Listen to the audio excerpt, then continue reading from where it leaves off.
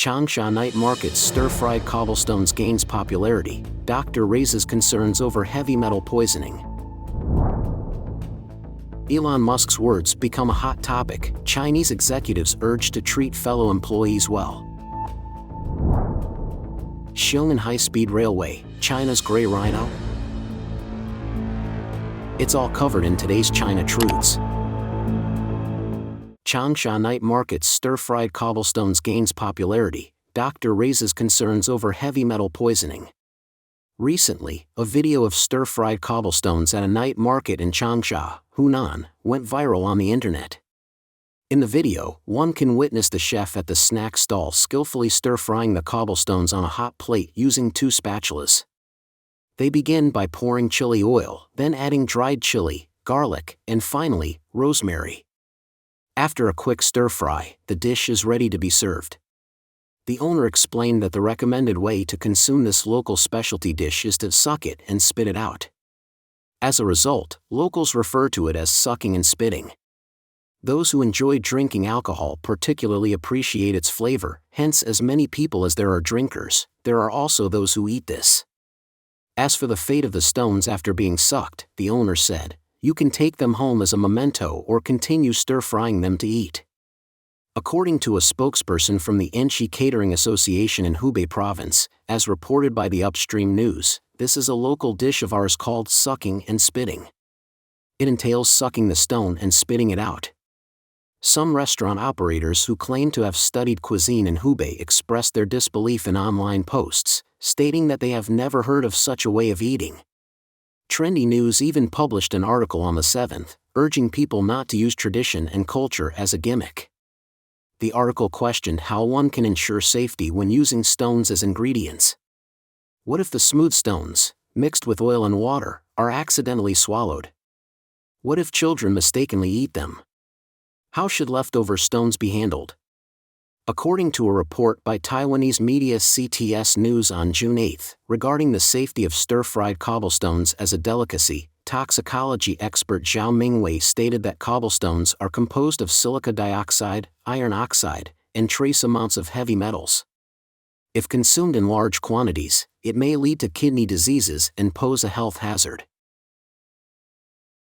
Elon Musk's words become a hot topic. Chinese executives urge to treat fellow employees well.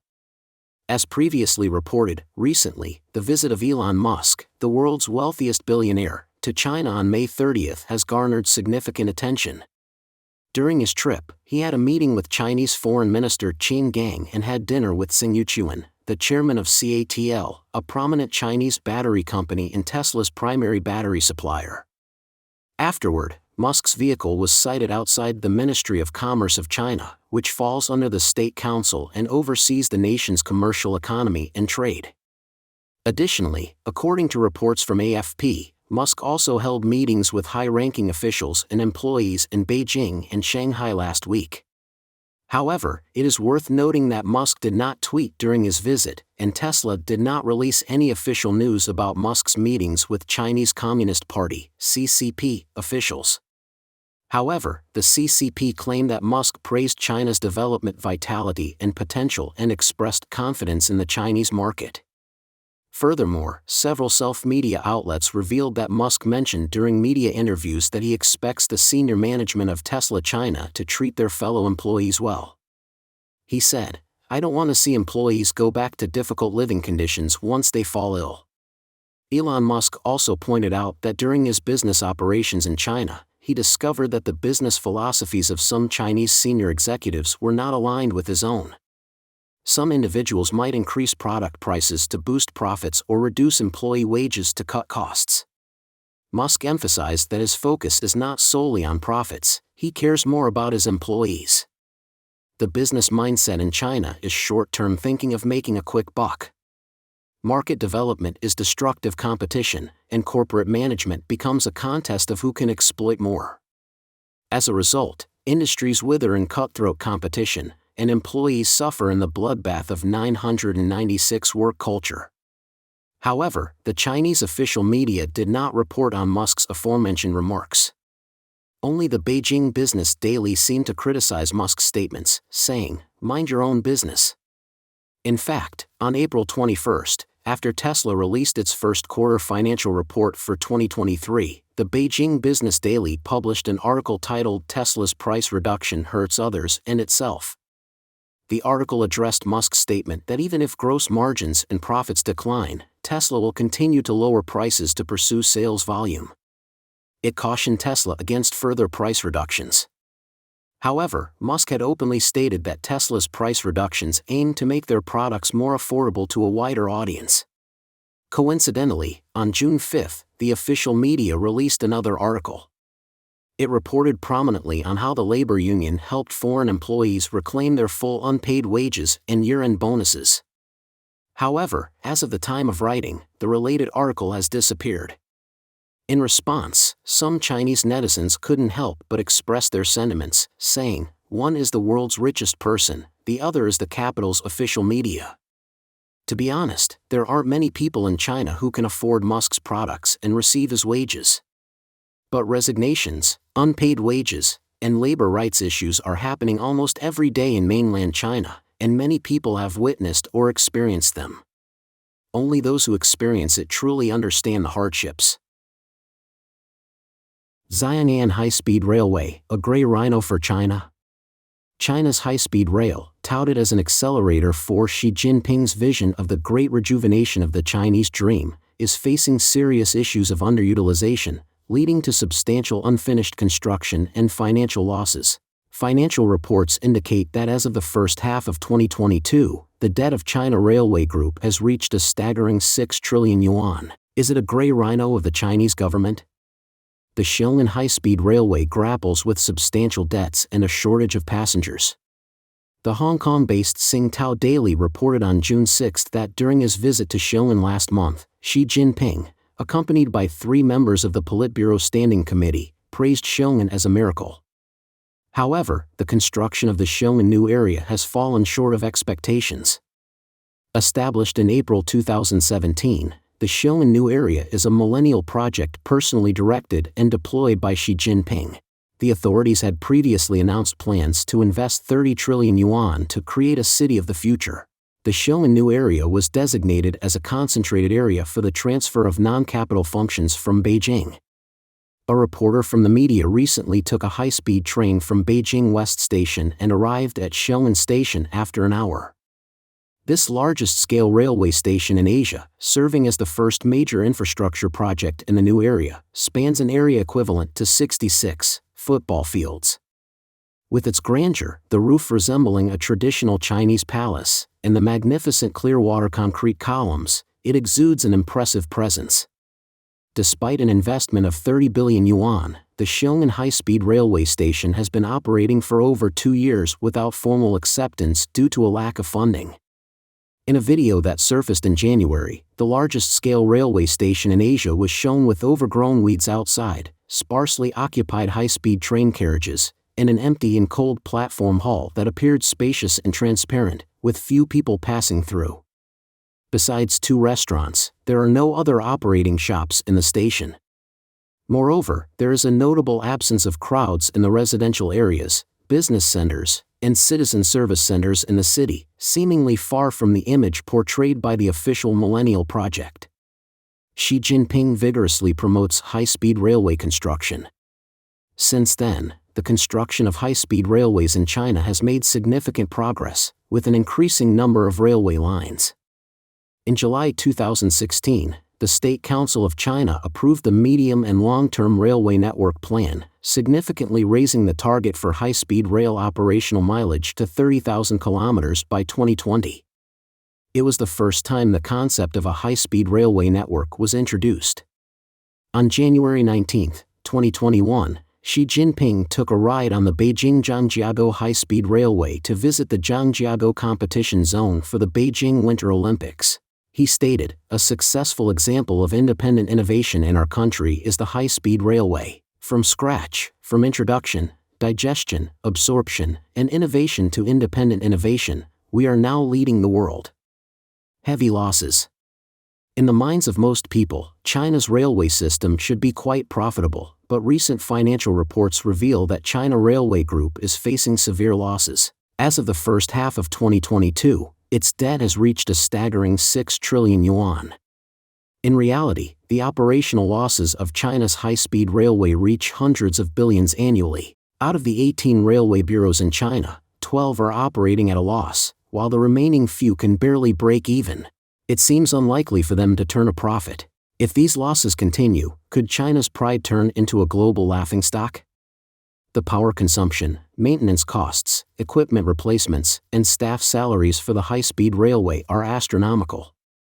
With local government debts already spiraling out of control, it is impossible for them to fill the gaping hole created by the high-speed railway. Some stations have been abandoned shortly after completion, while others have been shut down due to low usage and passenger volume. Apart from the sparsely occupied Xiong'an high-speed railway station, the Zaijinshan East Station in Nanjing, Jiangsu Province, has never been operational since its completion in 2010. There is also Jiangpu Station, located in a desolate area of Nanjing. Despite its completion in 2011, it has never officially operated due to considerations such as high costs and low passenger volume. Furthermore, during the pandemic, on April 10, 2020, 2 zombie stations, namely Kunshan Huaqiao Station and Jirong Baohua Mountain Station on the Shanghai-Nanjing high-speed railway, were temporarily closed. The railway authorities explained that the reason for the closure was that there were already few passengers before, and even fewer during the pandemic. There are many similar small stations that have been shut down across the country. Yangzhou Town in Yunnan Province, for instance, decided to build a high-speed railway station to stimulate local economic activities and tourism due to underdeveloped transportation and limited development. However, the Yangzhou high-speed railway station, completed in 2016, has not been put into operation to this day. If it were to open for service, it would incur losses due to system management and operational costs. The construction of high-speed railways in China has been excessively focused on scale and speed, neglecting the actual market demand, leading to wastage of resources and financial losses. Why would China, with its population of 1.4 billion, suffer losses in its high-speed rail operations? Apart from factors like the pandemic, there are 5 major reasons. First, local Communist Party officials, in pursuit of political achievements, tend to increase debts and engage in large-scale projects and infrastructure development, often overlooking the debt repayment capacity of their regions. The high initial investment in constructing high-speed railways delays the cost recovery, and the construction funds for China Railway mostly come from government subsidies and debt financing. Therefore, after completion, there is a heavy burden of debt and interest payments. Second, the construction of high-speed railways is based on expectations of population growth rather than ongoing population decline. Third, the operational costs of high-speed railways are relatively high. The electricity bill alone can amount to millions of yuan per month, not to mention the expensive maintenance costs. Fourth, due to Beijing's policy restrictions and market constraints, ticket prices for Chinese high-speed railways are often set below cost, making it difficult for China Railway to balance its income and expenditure. Fifth, corruption is closely linked to China's high-speed railways, which is one of the most corrupt sectors in the country. Former Minister of Railways Liu Jijun, even known as the father of high-speed rail, and Zhang Xiong'an, the former director of the Transport Bureau of the Ministry of Railways and known as the first man of Chinese high-speed rail, have both been sentenced to death with a reprieve for corruption. High-speed rail portrayed as the Grey Rhino. Professor Zhao Jian, from the School of Economics and Management at Beijing Jiaotong University and director of the China Urbanization Research Center, has recently published 3 articles highlighting the enormous losses incurred by high-speed rail operations. He metaphorically referred to high-speed rail as the black rhinoceros that hinders China's economic development. According to Zhao Jian, high-speed rail projects have significant idle capacity and suffer severe financial losses. Even without considering the operational costs, the total transportation revenue generated by high-speed rail is insufficient to cover the loan interest for its construction. Zhao Jian emphasized that China's high-speed rail debt and operational losses are the highest in the world, and the debts incurred from high-speed rail construction cannot be ignored. Since President Xi Jinping took office, the construction of high-speed rail has accelerated excessively, with annual losses reportedly reaching billions.